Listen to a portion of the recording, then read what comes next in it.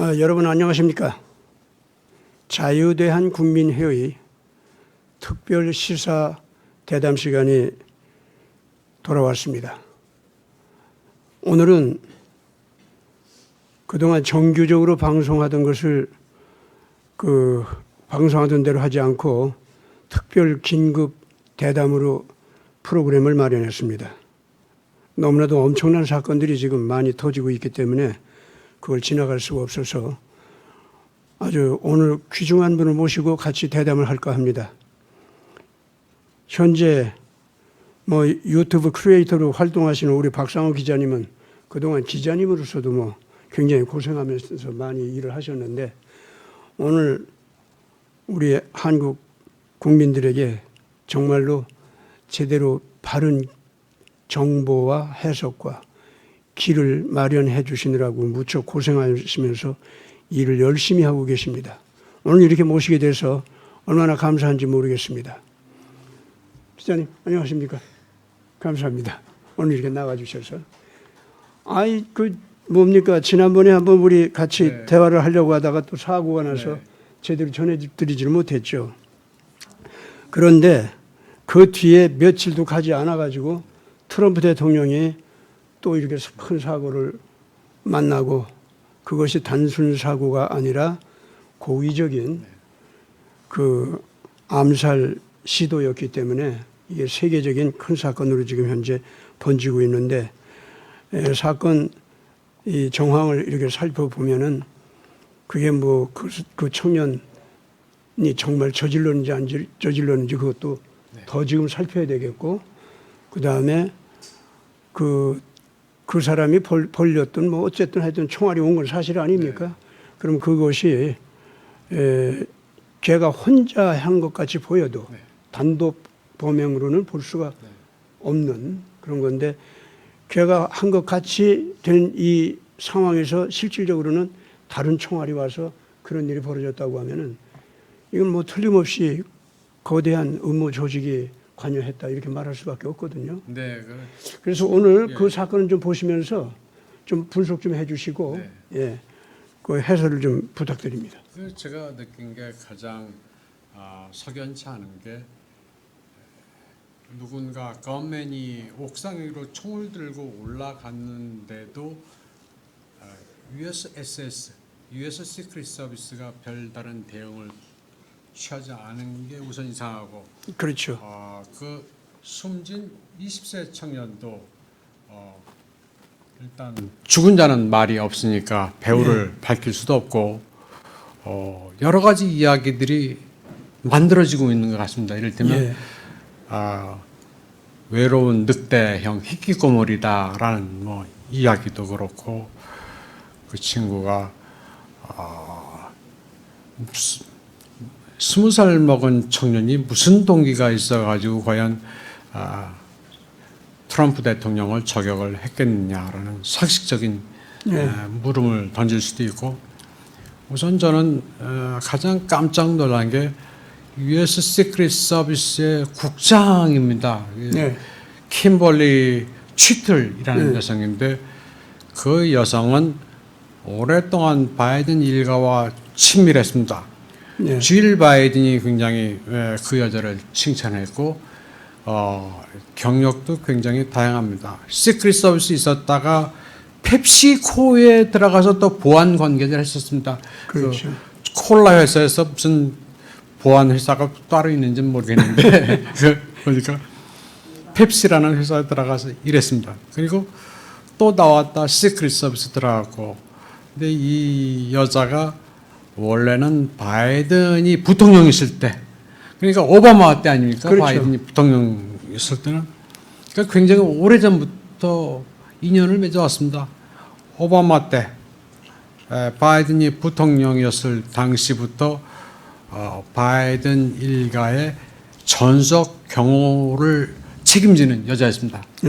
그리고 질 바이든이 이 여자를 굉장히 이뻐했던 것 같습니다. 칭찬도 많이 했고 그런데 이 여자는 좀 특이한 게 페미니스트인 것 같아요. 여성의 벽을 깼다. 여성 리더십을 강조하는 여자입니다. 그리고 USSS 비밀 경호국의 수장으로 있으면서 시크릿 서비스 전체 멤버의 30%를 여자를 채워야 되겠다라고 하고 추진하고 있었습니다. 그러니까 경호 업무보다도 이상한 LGBT, 포용성, 다양성, 형평성 이런 PC 이데올로기를 추진을 하고 있었습니다. 그러니까 그 경호의 질이 떨어지는 건 너무나도 당연했습니다. 그렇지. 예. 지금 현재 말이죠. 예. USS 그 비밀 경호팀 있지 않습니까? 네. 이 조직 자체가 수장부터 이렇게 문제가 되는 네. 사람이지만은 그 페미니스트 입장에서 USS 조직을 갖다가 변질시킨다고 네. 하는 거 있지 않습니까? 이거는 미국의 엄청난 그 국방력 네. 내지는 국가 수호 능력 있잖아요. 그거를 파괴시키는 네. 그러한 그 행위거든요. 여기에 지금 현재 바이든 정권이 적극적으로 행동을 했다는 얘기죠. 네. 그리고 이번에 이제 트럼프를 그 경호하는 제1차 책임 부서가 네. 바로 그 팀인데 네. 그 팀이 이번에 그 사건에서 보여준 구멍을 만들어 놓은 구멍을 보면은 몇 가지 중요한 게 있지 않습니까? 그걸 정리해서 얘기한다면은 일단 그 범인이 뭐 범인으로 알려진 청년이죠. 그 사람이 올라가서 총을 들고 올라가서 행동을 취하려고 한다고 하는 정보 제공을 갖다가 사건 범행 사건 그 한 30분 전에 네. 벌써 받았다고 그래요. 네. 그러면은 그 즉각적으로 우선 그 집회 자체를 갖다가 이 그냥 진행시키는 것을 막아야 됩니다. 두 번째로 그 곳에 나타났다고 하는 이상한 청년 있잖아요. 그 사람을 제지시키는 행동이 당연히 나갔어야 돼요. 그리고 그것을 거기 모인 전체 시민들한테 알려줘야 됩니다. 당연히 그래야 되는 거예요. 그런 과정을 거치면서 그 다음에 안정된 상황 속에서 집회를 운영할 수 있도록 그 과정을 꼭 거쳤어야 했는데 전혀 그것을 하지 않았어요.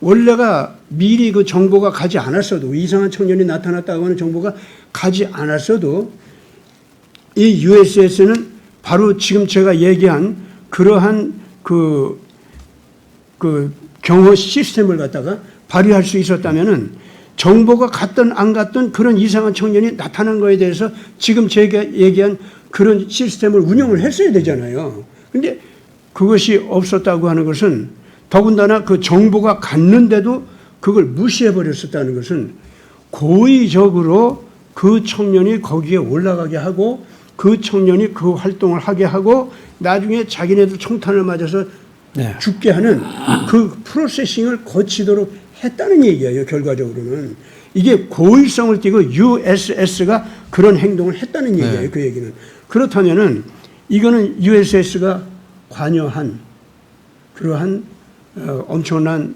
그 사건이다 이렇게 봐야 될 거 아닙니까? 네. 우선 이 사건이 그렇기 때문에 경호 시스템 자체 안에 이런 문제가 발생했다는 거 있잖아요. 그리고 그것이 질 바이든 내지는 바이든이 네. 적극적으로 그 세워놓은 그 여자 경호팀 있지 않습니까? 경호팀장이 있잖아요. 그 사람의 지시를 받아가지고 이 사람들이 행동을 했다고 하는 것 자체가 바이든 자신의 책임을 갖다가 면할 수가 없습니다. 그러면 앞으로 이제 수사는 물론 USS 자체를 수사 대상이 돼야 되겠지만은 현재 FBI는 그쪽에는 아예 수사 대상으로 삼지도 않았어요. 그리고 청년 하나만 이 사건에 관여한 걸로 봐서 사건이 단독 범행인 것 같다라고 하는 그런 말을 앞으로 네. 더 확인해야겠지만 요 소리는 달았지만은 그 아무래도 이게 그런 것 같다. 단독 범행인 것 같다. 이런 식으로 지금 분위기를 흐리고 있어요. 네. FBI까지도. 그러면 FBI와 USS가 이게 서로들 협력 관계에 있는 것이 아니냐 이런 네. 거죠. 그렇게 본다고 할 때 원래 FBI가 크리스토퍼 레이라고 하는 사람이 그 FBI 수장이 한 번은 됐다가 이제 트럼프한테 쫓겨났고 네. 그랬다가 다시 또 등장했잖아요. 이랬는데 이 바이든이 등장하면서 그 사람을 다시 등장시켰거든요. 그런 상태에서 이런 사태가 지금 벌어졌어요. 네. 자, 그렇다면은 그 여자 USS 책임자도 그렇고 네. 또 FBI도 그렇고 그 책임진 사람들 모두가 다 트럼프에 대해서 정치적인 거의 분노에 가까운 네. 그 반대 파에 속한 사람들이다 그 말입니다. 그러면서 이 경호 상황에 큰 구멍이 뚫린 것을 보면은 고의성이 띈 그러한 증거들이 너무나도 명백하게 네. 자꾸 나타난다 이겁니다.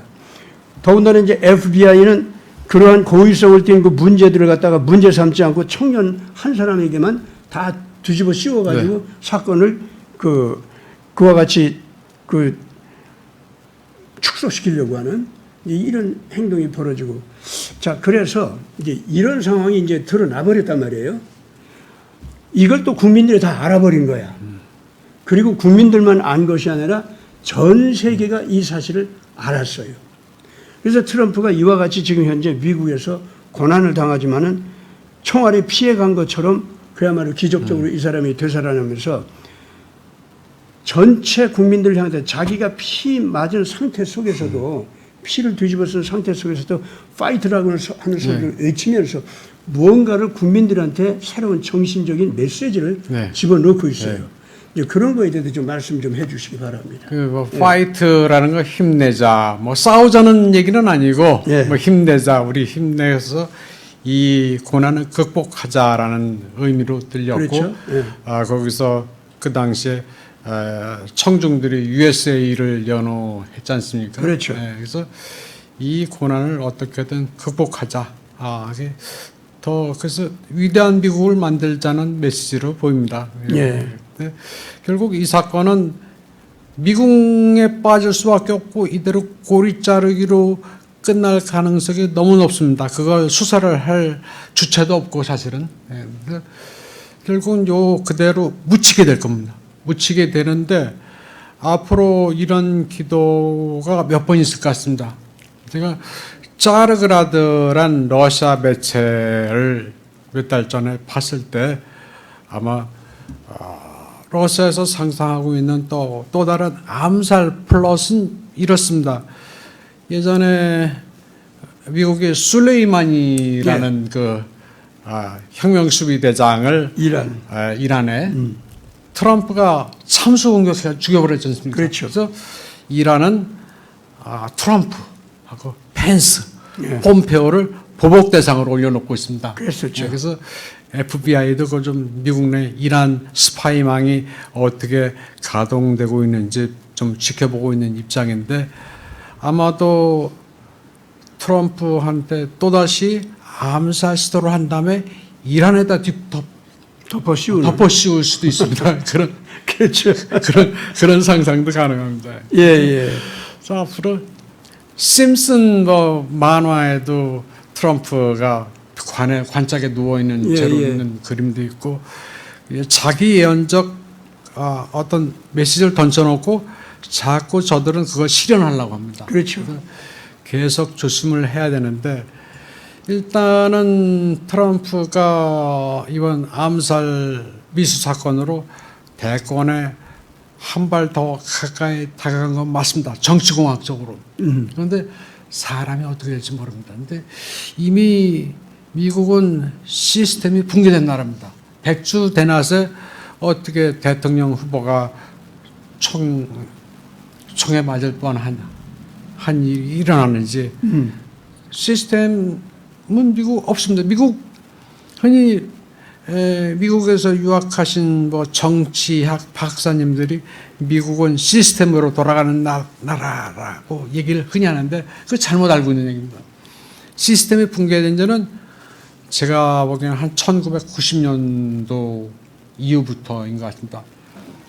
냉전에 승리했다는 자만심에 그렇지. 취해서 예, 그때부터 예, 예. 미국이 헛소리해지고 시스템 붕괴했다는데 트럼프가 미국 대통령 되라는 거 뭐 다른 게 없습니다.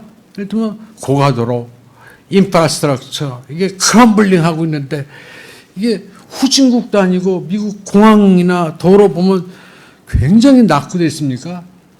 낙후돼 있는데 이걸 자꾸 해외 군사 작전하고 엉뚱한 짓 하지 말고 우리나라 국민부터 잘 살게 하자 하는 그 메시지입니다. Make America Great Again이 뭐 대단하게 미국의 패권 국가가 되자는 게 아니고 많은 국민들이 푸스탬프 식권 받아가지고 하루 이틀 연명하는 사람들은 많고 마약 많이 하지 않습니까? 근데 마약이 일단 퍼지면 그게 사회가 한 세대, 30년으로 극복이 안 됩니다. 그래서 중국이 아편 전쟁 겪은 후로 100년 동안 혼란 겪은 게 그런 이유입니다. 그래서 중국이 공산국가이긴 하지만 마약은 사형이죠. 그 미국은 또 정반대고 길거리 나카릭스 어딕티드 된 사람들이 노숙자로 떠돌고 있고 굉장히 엉망이지 않습니까? 네. 저는 지금 현재 이번에 트럼프 대통령이 이제 파이트 하면서 이제 한편으로는 그 싸워야 할 대상을 제대로 알고서 싸우자는 뜻도 되고 또 하나는 지금 말씀하신 것 같이 예. 힘을 내라. 예. 여기서 우리가 주저앉으면 안 된다. 예. 하면서 무엇보다도 이번에 그게 그 파이트하고 이제 소리칠 때 있지 않습니까? 예. 근데 저는 몇 가지 느낀 게 있어요. 아, 걱정하지 말아라. 나 지금 죽지 않았다. 예. 내가 되살아나 있으니까 희망을 가져라. 내가 죽는 것을 인해서 절망과 공포로 네. 가면 안 된다는 걸 첫째는 네. 그 메시지를 던졌고 그 다음에 이제 그 두 번째로는 그 소리 때문에 모두가 다 느낀 것이 뭐냐면은 봐라. 이제는 선명하게 우리의 적이 누군지 잘 우리가 네. 몰랐었다. 네. 그런데 이제는 우리의 적이 누군지 너무나도 선명히 드러나기 네. 시작하지 않냐. 도대체 나 트럼프를 갖다가 이렇게 고의적으로 암살하려고 하는 이 사람들, 이 조직적으로 행동하는 이 사람들, 이제는 우리 이 미국 정치 마당을 살펴보면 너무 뻔하게 다 드러났지 않냐. 네. 이 사람들 외에 누가 나를 죽이려고 네. 하겠냐. 그래서 지금 현재 트럼프는 거기서요, 외국 뭐 이란에서 뭐 자기를 죽이려고 했다든가 그런 것보다도 미국 내부에서 지금 현재 미국을 새롭게 하기 위한 거대한 투쟁이 있지 않습니까? 여기에서 트럼프를 죽이려고 하는 세력은 정치적으로 아주 명쾌하다는 거야. 트럼프가 나오면은 첫째는 정치 권력상으로다가 자기네들이 쫓겨나가야 돼. 네. 둘째로는 모든 사회적인 명예 권익이 있죠. 거기서부터 쫓겨나가야 돼요. 네. 그 다음에 차지했던 재산 또는 차지했던 명예, 차지했던 여러 가지 특혜 있지 않습니까? 그거를 전부 포기하고 쫓겨나가야 할 네. 사람들. 이 사람들이 죽어라 하고 지금 현재 트럼프가 등장하는 걸 네. 싫어하는 것이 명백하게 지금 정치적으로는 다 드러났단 말이에요. 그러니까 여기서 지금 현재 이 트럼프는 이제까지 우리 국민들이 그 미국을 워싱턴 수완포에서 건져내기 위해서 싸워왔는데 누가 적인지 잘 알 수가 없는 혼란스러운 싸움 속에 있었지만 이제는 내가 이런 일을 당함으로써 네. 적이 분명해졌다 이거. 네. 그래서 이네들을 갖다가 절대로 이들의 불의한 그러한 정치 행태라든가 네. 그러한 욕망이라든가 그러한 무리한 방법을 쓰는 네. 걸 절대로 용납하지 말고 국민 전체가 단결해서 네. 그들과 이제는 대결하자. 네. 이걸 명백하게 하자는 거죠. 네. 그러나 이제 그 트럼프가 여기서 보면은요, 자기가 그런 일을 당했음에도 네. 불구하고, 아, 그렇다고 해도 당장 비상계엄군 자기가 데리고 있다고 네. 비상계엄이다 이러고 네, 나오지 네. 않았지 않습니까? 다시 공화당을 갖다가 네. 정상적으로 끌어가는 네. 이쪽으로 갔단 네. 말이에요. 그건 뭐냐면은 여전히 우리는 제도권에서 네. 법을 지키면서 폭력이 아닌 네. 정당한 법적인 강제력을 가지고서 우리는 이 투쟁을 한다. 네. 이 질서를 지키려고 하는 우리들을 갖다가 그 질서를 지키지 못하게 하는 네. 악한 것들이 자꾸 우리를 악한 싸움 속으로 자꾸 몰고 들어가려고 한다. 네. 이 악한 싸움 속으로 몰고 들어가려고 하는 그들의 유혹에 넘어가지 아니하는 싸움. 네. 이거를 우리가 제대로 해야 된다. 네. 내가 비록 지금 현재 이렇게 피까지 흘리고 고통을 당했지만은 우리 국민들 전체와 더불어서 내가 이 신념을 가지고 비폭력적인 이 투쟁을 하려고 하는 것은 우리나라 안에서는 마르틴 루터 킹 목사의 그러한 그 정신, 네. 그거를 이제 우리가 정치적으로 그리고 경제적으로 그리고 문화적으로 그리고 군사적으로까지 이제는 마르틴 루터 킹 정신을 갖다가 이런 사회적인 여러 가지 분야로다가 제대로 이제는 표현을 하자 이거야. 우리 국민 정신만이 아니라 이제는 우리 국민의 힘을 이런 사회적인 힘으로 크게 키워서 우리가 이걸 그 이 못된 워싱턴 늪을 갖다가 스왑프를 갖다가 완전히 이번에 청소하는 데 성공하자. 그리고 반드시 이긴다. 나는요, 그 파이트하고 외치는데 주먹을 주고 이렇게 하는데 딱 그게 느껴지는 거예요. 내가 이게 나이가 많이 먹었지만, 감동이 가가지고 눈물이 나오려고 하더라고. 너무 고맙더라고. 그리고 그것이 어떻게 그 미국 국민들에게만 그게 힘이 되겠어요.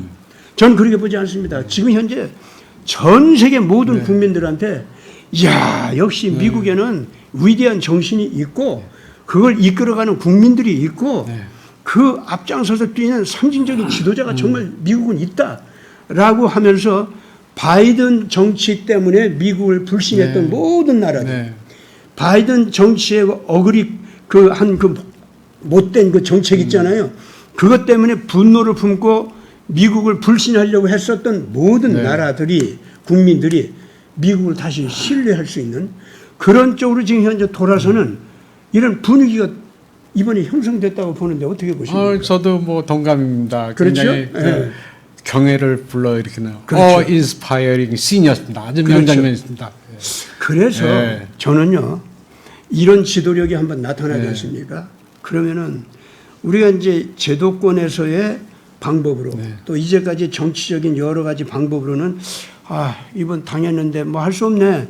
또 당할 수도 있지. 그래도 또 이렇게 뛰어야지 어떻게 하고 낙담하는 모습이 아니라 국민들이 살아있고 지도자가 살아있고 그리고 그들의 신념 어린 그 가치관이 불꽃처럼 막 폭발하기 시작하니까 이제 이 악한 폭력을 쓰던 것들이 완전히 진짜 공포감 속으로 몰려들어가고 정말로 자기들 자신의 미래에 대한 좌절감 그쪽으로 몰려들어가고 그래서 거기서 나 이제 여기서 더 이상 살아남으려면 여기서 그냥 있으면 안 돼. 나 여기서 빠져나갈 거야 하고 빠져나올 자들은 막 빠져나오고 그러면서 약화된 그 악한 세력 있죠.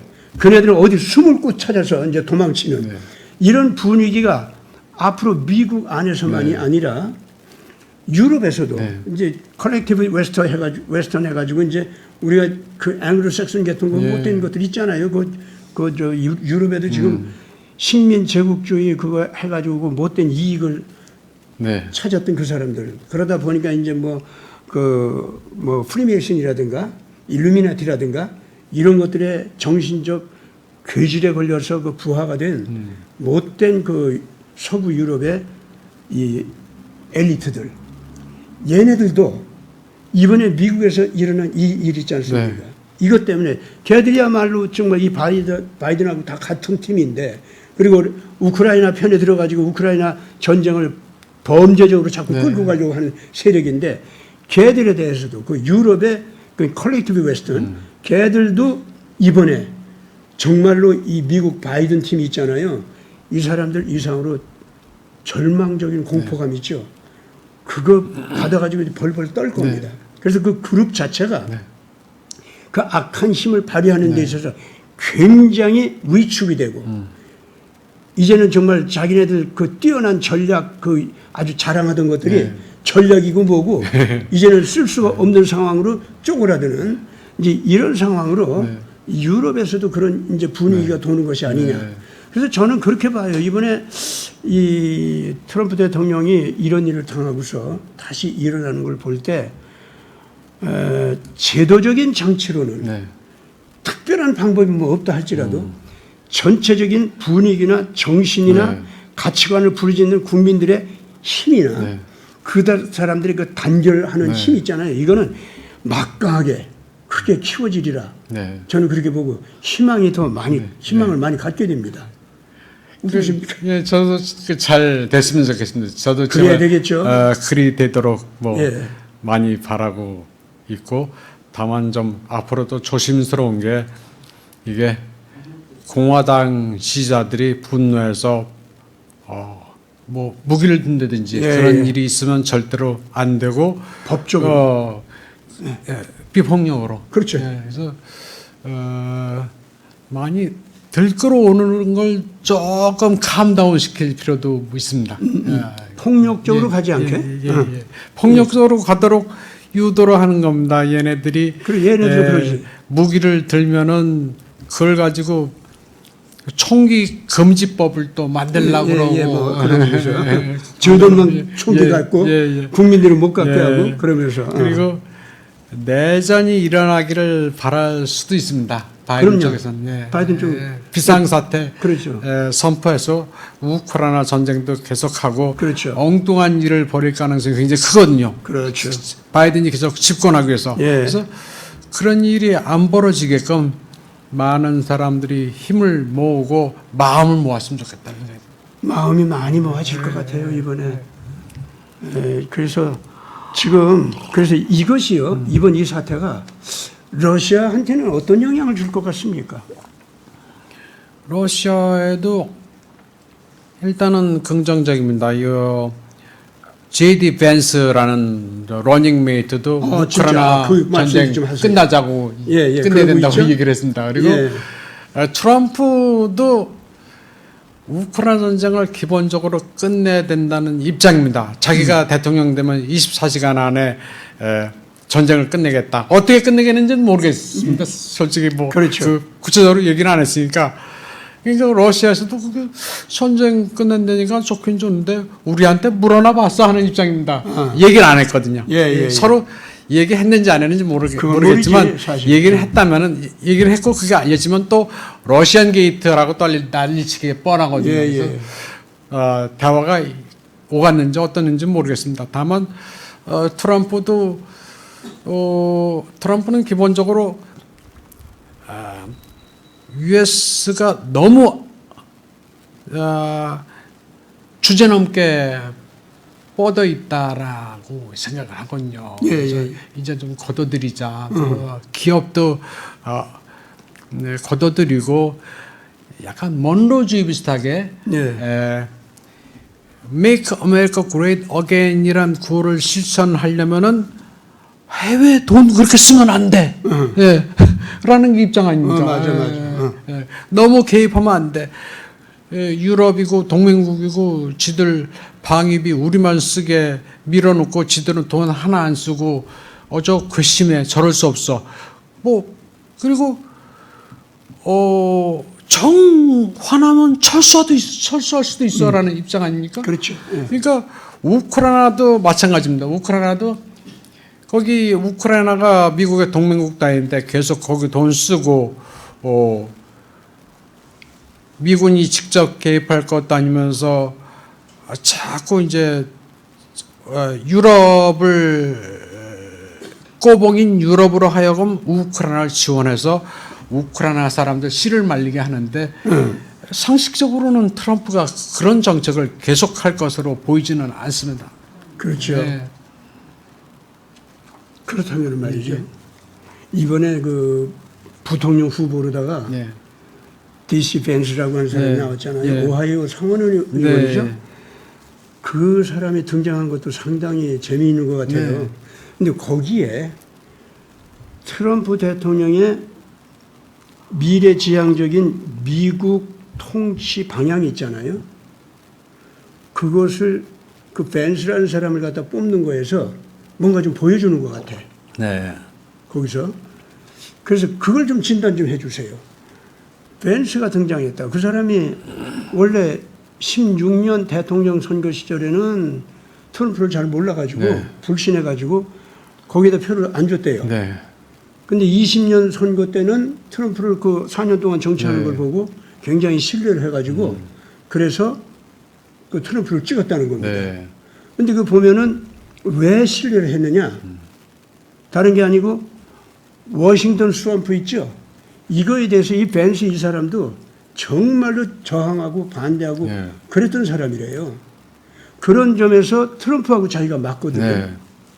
그것도 하나 재미있는 게 이 트럼프가 원래 자기가 믿지 못했잖아요. 네. 믿지 못할 때 이 사람도 별소식 딥스테이트나 마찬가지로 워싱턴 늪으로 이 들어서서 정치를 하더라도 그럴 사람인데 4년 동안 하는 거 보니까 그게 네. 아니었단 말이야. 네. 그 왜 그런 거 보니까 신앙이 이 사람이 자기가 알지 못하는 사이에 트럼프가 신앙이 자기 가슴속에 생긴 거야. 그래서 굉장히 진지한 거예요. 미국 대통령, 미국 건국 아버지들의 정신을 이어받아서 미국을 위대하게 만들겠다 하는 건데 그게 괜히 그냥 구호로 하는 게 아니라 네. 진지함이 있는 거예요. 그래서 이 벤스가 그래? 그래가지고 신앙에 대해서 자기 자신이 다시 한번 네. 그 리바이벌 해가지고 열심히 훑어본 모양이에요. 네. 그리고 새삼 남침례교회단 교회 가서 세례까지 받고 그랬더라고. 그러면서 이 트럼프하고 만났어요, 네. 이게. 그러면은 트럼프의 이러한 미래지향적인 새로운 미국관 네. 그리고 세계관 이것이 이 바뀐 것에 네. 이러한 그 신앙이 준 윤리관 있지 않습니까? 네. 정치 윤리관 이것이 영향을 줬는데 벤스가 거기에 네. 결합이 됐다는 거예요. 그러면 그런 벤스를 선택했다는 거예요. 네. 펜스도 원래는 그 사람이 크리스찬이라고 봤기 때문에 또 주일학교 선생님으로 네. 열심히 하고 그랬기 때문에 믿고 그 사람을 선택했다는데 나중에 가보니까 딥스테이트 아니에요 그 사람이. 그래서 이제 배신당한 아픔을 가지고 그 사람을 거부했더니 이제 그 펜스도 이제 네. 그 배신한 건데 자 그런데 이 벤스 있지 않습니까? 네. 이 사람은 보니까 그 신앙으로 네. 결합된 것을 아주 일부러 잘 그 트럼프한테 표현을 하고 네. 그래서 이게 마음이 합쳐졌더래요. 그래서 저는 말이죠. 이게 모양새가 뭐냐면은 키신저 브레진스키 류의 소위 미국 안의 정치 현실주의라는 거 있잖아요. 네. 그래서 정치에는 제발 특히 국제 정치에는 도덕성이니 뭐니 그런 거 얘기하지 마라. 네. 거기는 진화론적인 약육강식 마당이에요. 네. 정치 현실은 그런 건데 자꾸 철없이 왜 그런 걸 얘기하느냐 하면서 그 악마 정치 같은 정치를 그 사람들이 했단 말이에요. 그런 러시아하고도 싸우는 것도 지금 현재 사실 그 사람들 정책이었고 그래서 결국 그 정치 여기서 제가 현실주의하고 잠깐 예. 정정을 하겠습니다. 예, 예. 이게 브레진스키와 키신저의 말대로 했다면 지금 우크라이나 전쟁은 안 났습니다. 브레진스키가 가장 경계했던 게 러시아, 차이나, 이란을 한 묶음으로 만들지 말라. 계속 뛰어나야 된다. 이거 진짜 이 세 나라가 뭉치면 진짜 큰일 난다라고 경고를 했던 게 브레진스키입니다. 네. 근데 그 거꾸로 간 게 바이든입니다. 그 일부러 만들라고 시키더라도 못 만들 동맹의 조합을 만들도록 한 게 바이든입니다. 그런데 그러니까 이제 그 딥스테이트 내부에 예. 이 서로들 패가 갈려졌죠. 이게 우크라이나 전쟁에 대한 의견도 그렇고요. 그런데 처음에 마이단 폭동이 있잖아요. 예. 거기에 이제 그 적극적으로 딥스테이트가 이제 우크라이나로 들어가서 우크라이나 정치 체제라든가 권력 성격이라든가 그런 걸 바꿔버렸잖아요.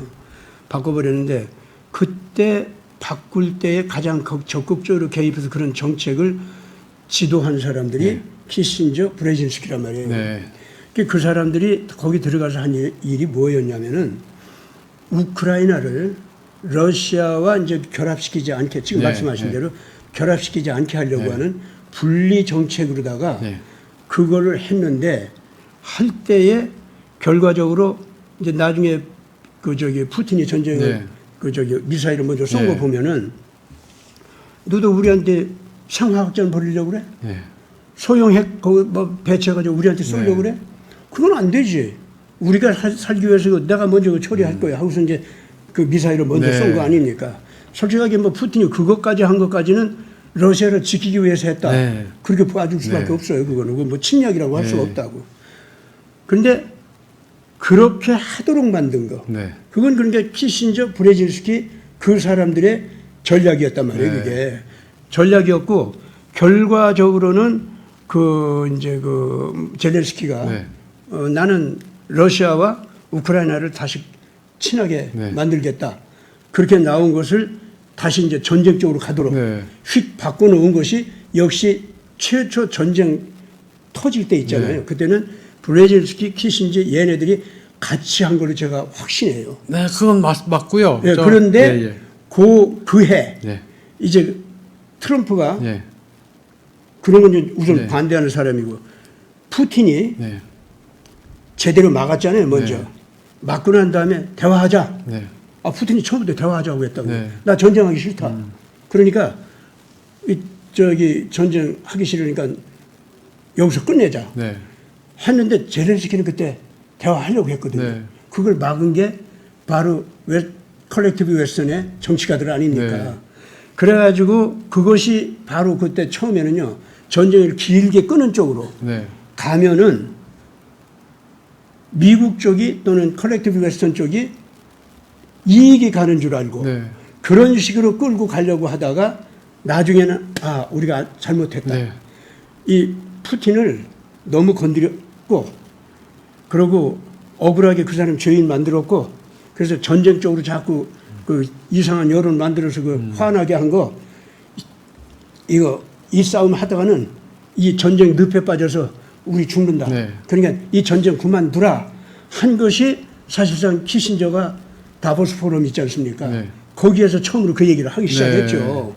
그때부터 확실하게 딥스테이트가 이게 양쪽으로 갈라지는 겁니다. 네. 그게. 그래서 저도 이 젤렌스키, 키신저 이 사람들이 처음에는 러시아를 갖다가 우크라이나와 분리시키면서 네. 싸움까지 시켰지만은 나중에 그 싸움 시키면 안 되겠기 때문에 푸틴의 대화 정책에 같이 나가자 했는데 그걸 끝까지 전쟁적으로 몰고 간 게 바이든이다 그 말입니다. 그래서 저는 지금 이번 사건이 있잖아요. 이번 사건이 틀림없이 푸틴한테도 굉장한 영향을 줄 것 같아요. 예. 더군다나 이 트럼프는 현재까지 무지무지하게 사람을 많이 죽이면서 전쟁을 질질 끌고 오는 거 이건 무조건 누가 이기고 지고가 그 문제가 아니다. 이건 잘못이다. 네. 이건 학살 전쟁 이건 잘못이다. 그리고 우크라이나라고 하는 그 국민들 그 사람들의 국가 자체보다도 국민들 생존 자체가 네. 남자들은 다 씨를 말리고 네. 미래가 없이 만들었으니 국민들 생존 자체가 이게 부서지는 건데 네. 이건 범죄다 이거지. 그러니까 푸틴 너 지금 너무 심한 거야 이게. 확실하게 지금 이 트럼프는 그쪽으로 가 있는 것 같아요. 그래서 전쟁을 무조건 그만두자고 이쪽으로 갔는데 자 이번 사건 있죠. 이거 사건 때문에 푸틴이 예. 대단한 영향을 받았을 것 같아요. 그리고 뭔가 이렇게 해서까지 부르짖는 트럼프의 메시지 있죠. 푸틴 제발 좀 내 말 들어라. 전쟁이 이 핑계 저 핑계 돼가지고 자꾸 길게 끌고 가려고 하는 얘들한테 휘말리지 말고 제발 내 말대로 무조건 끝낼 수 있는 그래서 나와 너하고 협력할 수 있는 라인 좀 만들어. 난 그러는 것 같거든. 그리고 약간 웃는 걸 보니까 너무 상상하지 마시오 하는 소리 같아. 근데 나는 그런 상상이 이게 집단 심리의 하나의 큰 흐름이라고 보기 때문에 그런다 이 말입니다. 이 집단 심리는 트럼프한테도 영향을 주고 푸틴한테도 영향을 주고 젤렌스키한테도 영향을 준다 이거야. 사실은 우크라이나 국민들도 어떻겠어요. 제발 전쟁 좀 그만두라. 왜 자꾸 이 전쟁을 지속하려고 하냐. 어? 지금 국민들도 그러고 있다 이거예요. 우크라이나 국민도. 그리고 젤렌스키 저는 말이죠. 국민들은 전쟁 그만두라고 하지. 대통령실에 앉아있는 저 컬렉티브 웨스턴 그 앞잡이 그 작자는 지금 현재 내가 시키는 대로 해. 이러고 협박하지. 이 상태에서 젤렌스키가 지금 현재 고민할 거 아니야. 근데 젤렌스키가 트럼프 이 사건이 벌어졌어 지금. 그래서 바이든 영향력이 확 줄었다는 걸 알았을 거 아닙니까? 미국 내에서도 줄었고 그 딥스테이트 내부에서 바이든 영향력이 확 줄었고 네. 그러면 앞으로 우크라이나 전쟁 집행 능력도 확 줄으리라고 네. 하는 것을 짐작할 거 아닙니까? 네. 그러면 푸틴도 뭔가 새로운 반응이 나올 것 같고 제렌스키도 새로운 반응이 나올 것 같은데 어떻게 생각하십니까? 그리고 앞으로 어떻게 하면 이게 좋은 방향으로 갈 것 같아요? 일단 젤렌스키는 러시아 측에서 대통령으로 간주를 안 하고 있습니다. 예, 그거 아주 중요한 말씀이요. 대통령 임기가 끝났기 끝났잖아요. 때문에 예. 니를 대표로 인정하지 않겠다라는 입장이고요. 그렇죠. 첫째 그거죠. 그리고 푸틴도 전쟁을 그만두고 싶었고 이스탄불 협정 통해서 다 사인까지 마쳤는데 그걸 뒤집어 엎은 게 영국 보리스 존슨이었습니다. 그렇죠. 예, 바로 그래서, 그겁니다. 예. 그러니까 푸틴은 진작부터 전쟁을 끝내고 싶어 했습니다. 저는 예. 제가 보기에는 동남부 4개 주하고 크림반도 요거를 내비두고 나토 가입한다는 욕심 버리고 중립과 더 이상 나토에 무기를 배치하지 말라. 뭐 푸틴 이야기 요구 조건은 그거였습니다. 근데 그렇죠. 그걸 계속 번번이 깨니까 푸틴으로서도 전쟁 안 할 수밖에 없고 게다가 지금 독일은 2025년에 바바로사 작전을 벌이려고 하고 있습니다. 그게 될지 안 될지는 모르겠지만 유럽 나토 전력을 다 긁어 모아가지고 바바로사 작전처럼 2차 대전처럼 쳐들어가겠다라는 엉뚱한 계획을 세워놓고 있습니다. 국민들도 동원을 해서 한 7, 80만 만들고 해서 근데 이게 보니까 유럽은 자기 발등을 지금 계속 찍고 그렇죠. 있습니다. 계속 찍고 있죠. 그리고 일단 전쟁한다고 국민들한테 속여놨고 러시아를 정복할 수 있다고 뻥은 쳐놨는데 이제 와서 아닙니다 이렇게 못하거든요. 그렇죠. 그래서 계속 가는 입장입니다. 러시아도 저거 독일에다가 2000몇 년까지 미국 핵무기 갖다 놓는다고 그러니까 할 테면 계속 해봐라고 할 수밖에 없는 입장인데 트럼프가 대통령이 돼서 그 전쟁을 끝내겠다 하니까 이거 지금 유럽은 미국 믿고 전쟁을 한다고 한 거였거든요. 그렇죠. 근데, 원래 그렇죠. 트럼프가 전쟁 끝내겠다 하니까 유럽은 이러지도 못하고 저러지도 못하고 이번 나토 회담에서도 이것저것 뭐 에이테킴스다 뭐 하이마스다 F-16다 지원한다고 말은 풍성하게 해놨습니다. 근데 아직 만들어지지도 않은 무기를 준다고 공수표 날린 것도 많고 예. 그냥 이번 나토 회담은 어영부영 끝났습니다. 사실 주목할 만한 게 굉장히 없었고 사실 루저들의 모임이라고 많이들 다른 글로벌 사우스 언론들은 이야기를 합니다. 그렇지. 저거 국내 지지도도 낮은 곧 물러갈 사람 스톨텐베르크도 10월이면 그만두죠. 다 바뀝니다. 다 바뀌어요. 예. 다 바뀌는 애들의 마지막 페어웰 파티라고 했습니다. 그렇지. 그래서 이번 나토 정상회담이 참 다행인 게 이번에 나토 정상회담에서는 표면적으로는 우크라이나를 지원해서 러시아와 계속 싸우겠다. 그리고 두 번째는 중국을 가만두지 않겠다. 예. 러시아를 도와주는 중국을 가만두지 않겠다 했는데 다행히 윤석열 대통령은 가기 전에는 남북한 중에 선택을 하라 이렇게 러시아에 대해서 호통질했지만 정작 가가지고는 별 아무 얘기 없었습니다. 조용히 여태까지 예, 예, 아주 원칙을 조심스럽더구만. 그거 좀 마음에 드네. 예. 그저 보니까 큰일 났거든요. 이게 아마 누군가 조언은 해주지 않았을까라는 생각 들고 중국에 대해서도 아무 얘기 안 했습니다. 근데 중국과는 또 뭐 조태열 장관이 북핵을 견제하기 위해서 잘해보겠다라고 중국과도 잘 해보겠다고 이렇게 얘기를 한 것 같은데 그건 잘한 겁니다. 러시아하고 중국이고 아무 이유 없이 척질 필요 없습니다. 예. 우크라이나가 우리와 무슨 상관이 있는 것도 아니라 상관이 있는 것도 아닌데 거기다 돈 퍼주고 무기 퍼주고 할 것도 없고 타이완도 맞습니다. 그렇습니다. 타이완도 그렇죠. 예. 우리가 거기 가서 파병해서 도와줄 거 아니면 가만히 있어야 됩니다.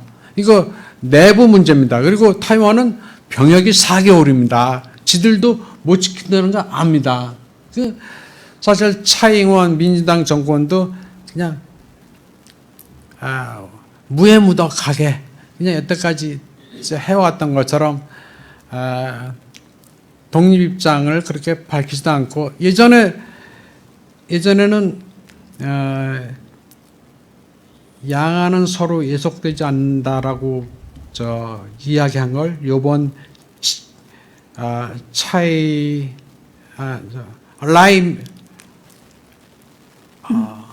라이칭더는 연설을 하기를 타이완과 중화인민공화국은 서로 속하지 않는다고 한 게 말 약간 다른 게 씨앗이 됐거든요.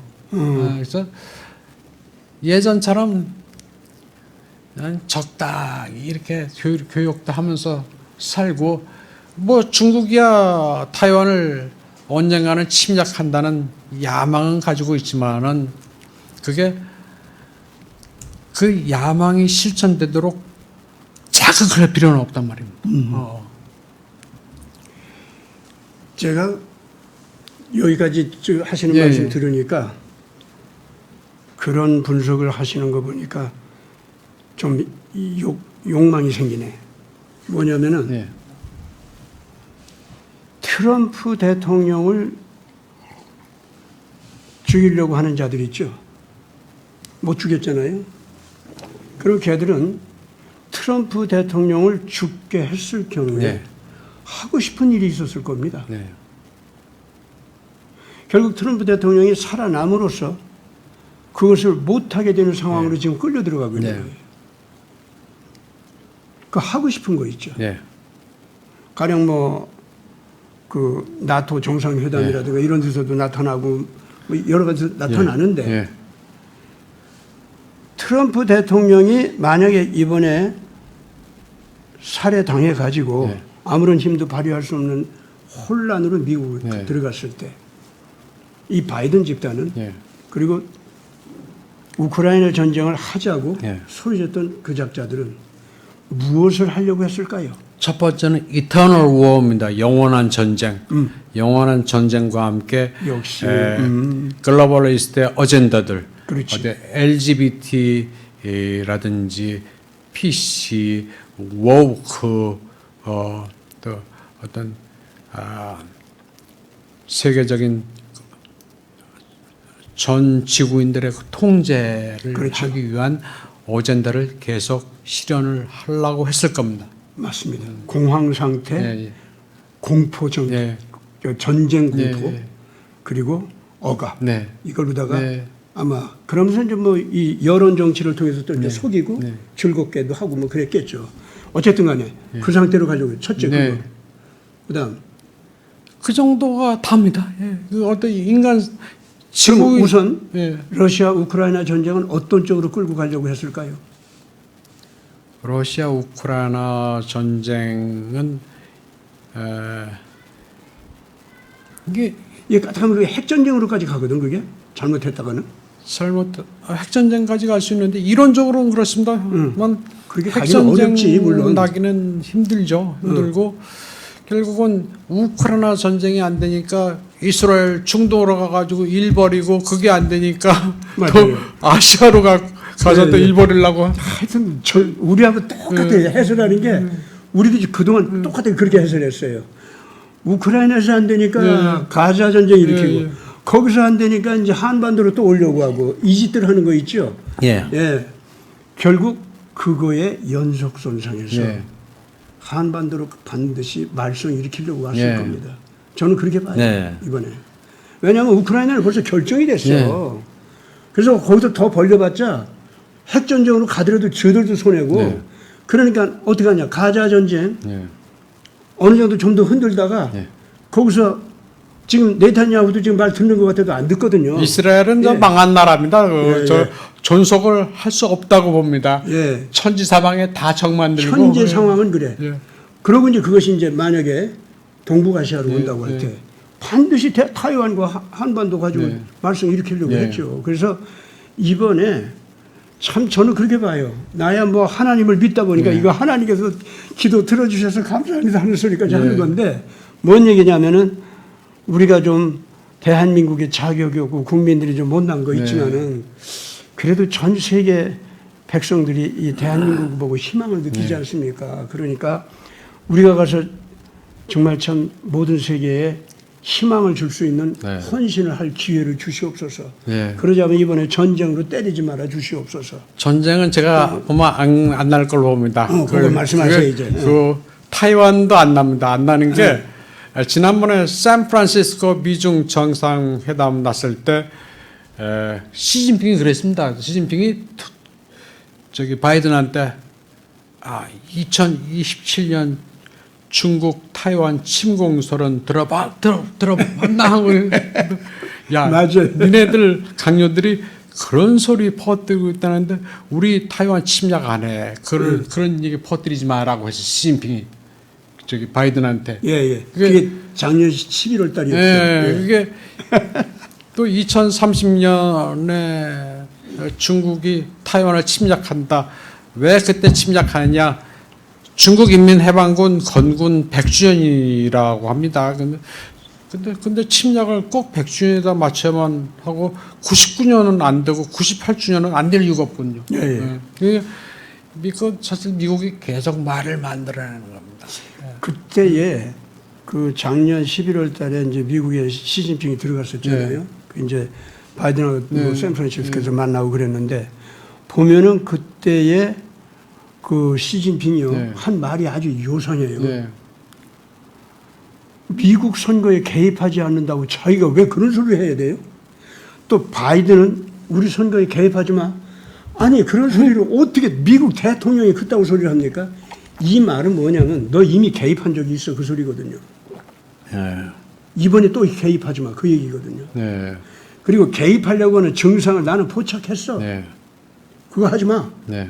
사실 바이든은 그런 소리 아닙니까? 그러면은 시진핑이 미국 선거에 개입했다고 하는 것은 20년 미국 대선에 개입했다는 얘기인데 그때 사실은 개입했거든. 예. 그래가지고 문재인하고 시진핑이 표를 갖다가 날라가지고 바이든한테 이롭게 하는 표를 갖다 날라줘도 그게 또 세계적으로 또 알려져서 말썽이 났었잖아요. 그러니까 그런 식의 개입을 했을 때는 바이든한테 유리하게 한 거예요, 그게. 바이든한테 유리하게 한 미국 선거 개입 행위 시진핑이 했다 이거예요.